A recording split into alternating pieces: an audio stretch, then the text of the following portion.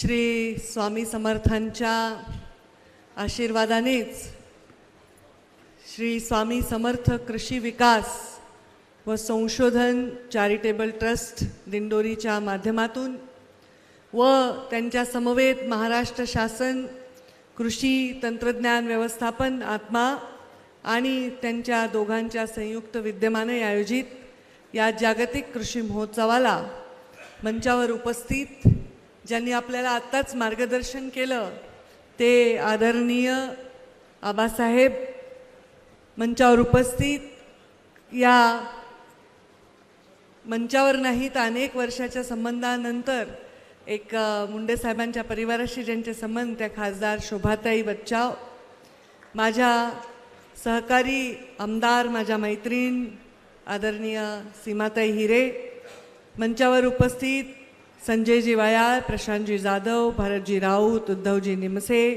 लक्ष्मणजी सावजी आमचे ज्येष्ठ मार्गदर्शक, श्रीहरी पितळे, मंचावर ज्यांनी मार्गदर्शन केलं ते डॉक्टर गिरासे, महाराष्ट्र शासनाचे सर्व इथे ज्यांच्याबरोबर हा कार्यक्रम घेतला आहे ते सर्व अधिकारी आणि स्वामी समर्थांवर नितांत श्रद्धा असणारे सर्व सेवेकरी, सर्वप्रथम मी अभिनंदन करते आणि आभार मानते आबासाहेबांचे की त्यांनी एका अशा कार्यक्रमाला येण्याची मला संधी दिली.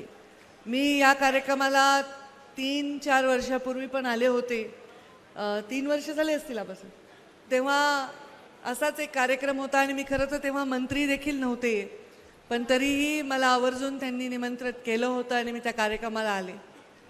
त्यानंतर आज मी इथे आलेली आहे आणि आज अशा जबाबदारी माझ्याकडे आहे. हे खरंच मला वाटतं हा स्वामींचा आशीर्वादच आहे की ही मला जबाबदारी आहे. आबासाहेबांनी त्यांच्या भाषणामध्ये सांगितलं की पर्यावरण म्हणजे काय आहे तर प्रकृती आहे आणि प्रकृती ही देवी आहे आणि देवी समान आहे. आपल्या भोळ्या भाबड्या कल्पनासुद्धा कधीकधी आपल्याला चांगलं काम करण्याकडे नेत असतात. मी अंधश्रद्धाळू अजिबात नाही. माझ्या बाबांचा गणपती दूध पीत नव्हता. मी अजिबात अंधश्रद्धाळू नाही, पण श्रद्धाळू नक्कीच आहे.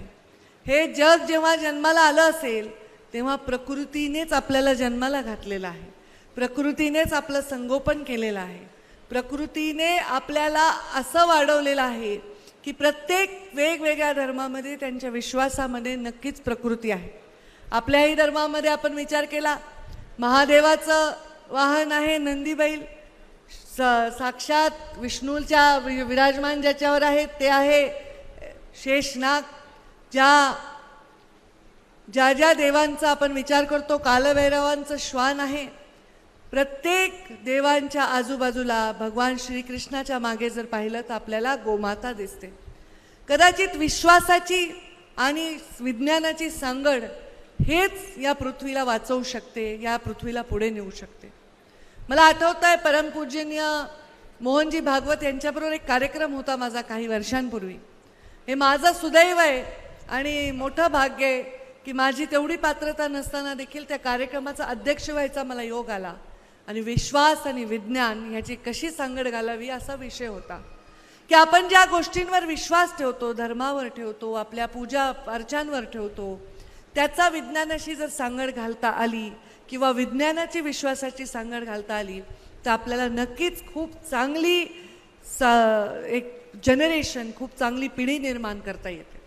आज आपण पिढी निर्माण करण्याकडे लक्ष दिलेलं आहे, पण या पिढीला भविष्यात आपण काय देऊ शकतो? कोणी म्हणेल की मी माझ्या मुलासाठी 200 एकर जमीन ठेवली आहे, 100 कोटीची प्रॉपर्टी ठेवलेली आहे, 10 कोटीचे दागदागिने ठेवलेले आहेत, पण याचा उपयोग होणार नाही. तुम्ही सोन्याच्या मोहरा जरी तुमच्या पुढच्या पिढीसाठी ठेवल्या तरी त्यांना भूक लागल्यावर सोन्याच्या मोहरा खाता येणार नाही. तहान लागल्यानंतर त्यांना तुम्ही दिलेले सगळे ऐश्वर्य जरी दिलं तरी एक ग्लास पाणी मिळणार नाही. अशी परिस्थिती रोखणं ही काळाची गरज आहे. मला असं वाटतं की या ट्रस्टच्या माध्यमातून स्वामी समर्थांच्या वरच्या विश्वासातून, त्यांच्या आशीर्वादातून आबासाहेबांनी सांगितलं तर असे वेगवेगळे प्रयोग वेगवेगळे संस्थानं NGOs करत आहेत. आता प्रयागराजमध्ये कुंभमेळा होत आहे. हा कुंभमेळा काय आहे हे बघण्यासाठी जगातले लोक उत्सुकतेने तिथे येत आहेत. खरं तर हे कपारीमध्ये बसून साधना करणारे, हिमालयाच्या अत्यंत कठीण परिस्थितीमध्ये साधना करणाऱ्या सगळ्या साधूंचा, त्या सगळ्या साध्वींचा हा दिवस आहे, हे काळ आहे. आणि आता त्यांच्या दर्शनाला लोक जायचे पूर्वी, पण आता कुंभ बघण्यासाठी जात आहेत. म्हणजे बघा किती मोठं बर्डन ते त्या सरकारवर असेल. आणि त्या माध्यमातून अत्यंत स्वच्छता, अत्यंत व्यवस्था, याचं एकदम चांगलं काम हे आपल्याला होताना दिसत आहे. आणि आपल्याला 2027मध्ये म्हणजे आपल्याकडे नाशिकमध्ये सुद्धा कुंभ आहे. हा तर महाकुंभ आहे प्रयागचा.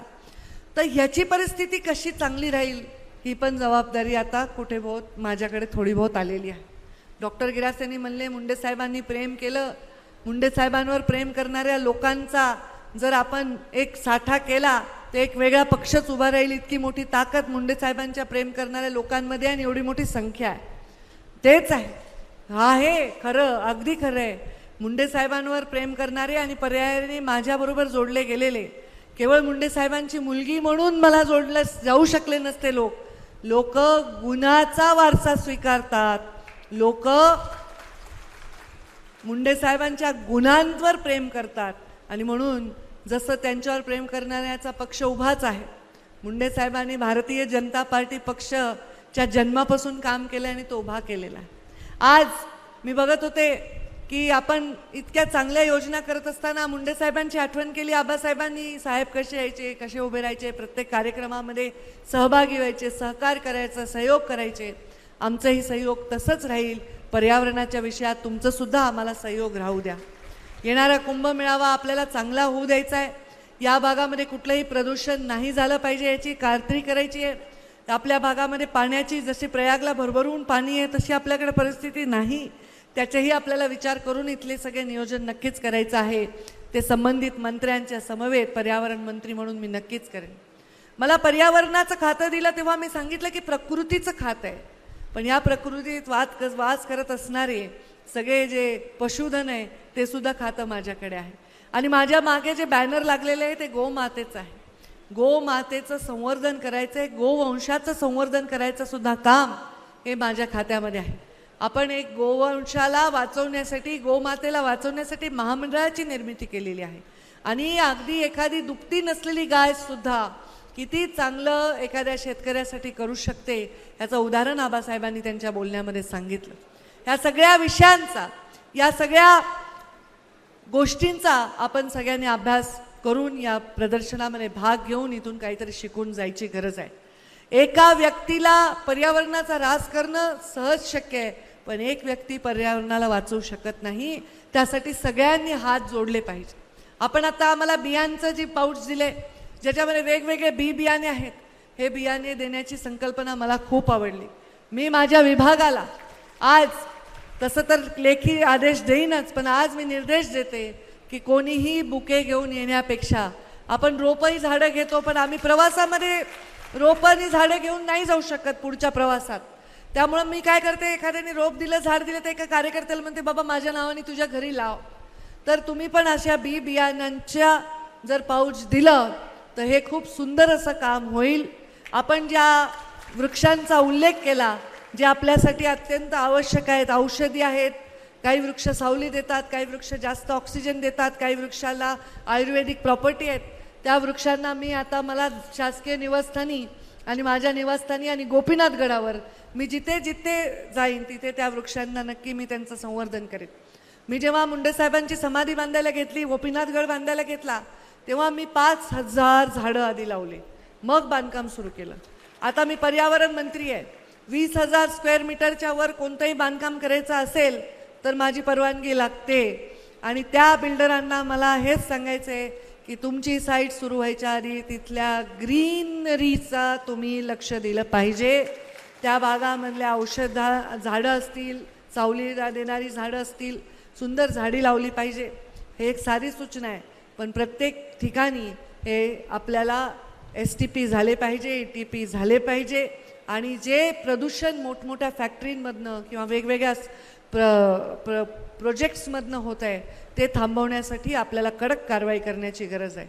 जे नदीचं पाणी आपण डायरेक्ट पित होतो, मी लहानपणी कधी कुठे गेले तर बाबांबरोबर आईबरोबर तेव्हा दर्शनाला गेलो, नदीमध्ये पाय धुतलं तर ते पाणी असं बाजूला सावरून आम्ही असं उंजळीने पित होतो. आता हे माझ्या मुलाला जर मी सांगितलं, त्याहीपेक्षा लहान लोकांना सांगितलं, ते म्हणतील शी किती घाण आहे, तुम्ही असं कसं पाणी पिता. कारण ते पाणी पिण्यासाठी योग्यच होतं, ते अयोग्य बनवलं आहे माणसांनी. ही सृष्टी राहण्यासाठी योग्यच होती, ती अयोग्य बनवली आहे माणसांनी. आपण एवढं आधुनिकीकरण केलं, आपण एवढं शहरीकरण केलं की शहरही बकाल झाली आणि गावांची अवस्था बघवेनाशी झाली. अशा वेळी आपल्याला या सगळ्या गोष्टींचं पुनर्संवर्धन करण्याची गरज आहे, नदी पुनर्जीवन करण्याची गरज आहे. आणि त्या माध्यमातून पर्यावरणातून मी काम करेन. पशुधनाच्या खात्यातून सुद्धा आपण ह्याच्यामध्ये काम करू. कृषी संलग्न उद्योग आहे हा. माझी इच्छा आहे की प्रत्येक जिल्ह्यामध्ये एक टार्गेट देऊन आपल्याला ग्रामीण उद्योजक तयार करायचे.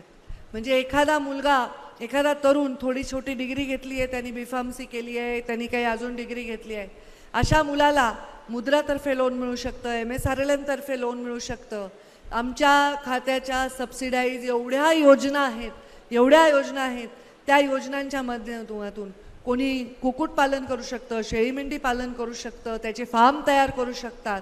अशा प्रकारची ग्रामीण उद्योजक तयार करण्याची सुद्धा स्कीम आम्ही आता लवकरच इंट्रोड्यूस करत आहोत. त्याच्यामुळे ग्रामीण भागातील तरुणांना चांगला रोजगार मिळण्याची संधी आम्ही त्या माध्यमातून देणार आहोत. आपण ज्या भूमिकेतून काम करतो त्या भूमिकेतून आपण जगाला दिलं पाहिजे, तर त्या भूमिकेला अर्थ आहे. आणि म्हणून मी ज्या भूमिकेत आले, मला मनापासून पहिले 2 दिवस मला प्रश्न हा पडला होता की मी काय करू पर्यावरणामध्ये. मी तर मास लीडर आहे, माझ्याकडे रोज लोक येतात, रोजच्या लोकांचं काय काम पडेल माझ्याकडे, त्यांचे मी कामं कसे करू.